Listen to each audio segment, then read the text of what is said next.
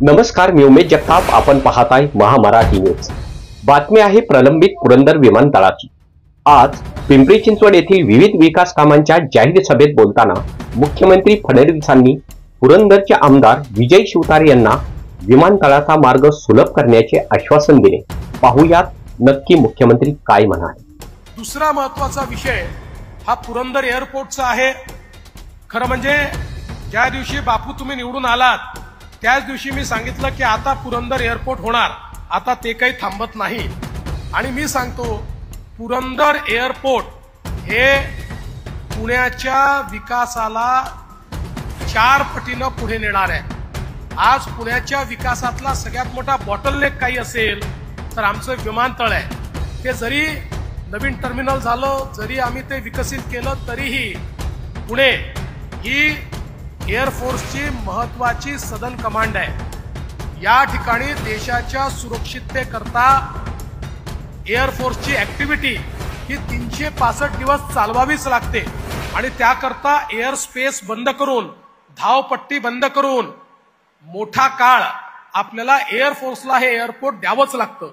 त्यामुळे जोपर्यंत नवीन एअरपोर्ट आपण बांधणार नाही तोपर्यंत आंतरराष्ट्रीय शहर म्हणून जी पुण्याची खाती आहे ती आपल्याला मिळू शकत नाही. आणि म्हणून हे पुरंदरचं जे एअरपोर्ट आहे, आता त्या संदर्भातला प्रस्ताव लँड ॲक्विजिशनचा हा राज्य सरकारकडे आलेला आहे. मी परवाच त्याची बैठक घेतली. राज्य सरकारकडनं आम्ही त्याला तात्काळ मान्यता देऊ. त्याचे जे काही रेट्स आहेत रेट्स आपण ठरवू. आणि मी तुम्हाला एवढा शब्द निश्चितपणे देतो की कोणाचंही नुकसान होणार नाही, सगळ्यांना चांगले दर मिळतील अशा प्रकारचे दर ठरवून ही जमीन आपण त्या ठिकाणी एक्वायर करू. आणि हे केवळ एअरपोर्ट असणार नाही, एअरपोर्ट कम लॉजिस्टिक पार्क असणार आहे.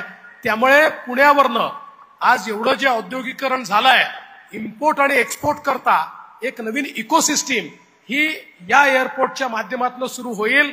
आणि इथल्या आमच्या तरुणाईच्या हाताला मोठ्या प्रमाणात रोजगार देण्याचं काम हे आपण करणार आहोत.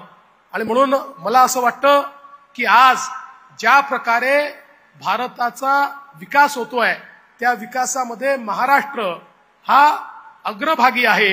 आणि या महाराष्ट्राकरता पुणे म्हणजे जेव्हा मी पुणे म्हणतो त्या संपूर्ण PMRDAचं क्षेत्र हे अत्यंत महत्वाचं आहे.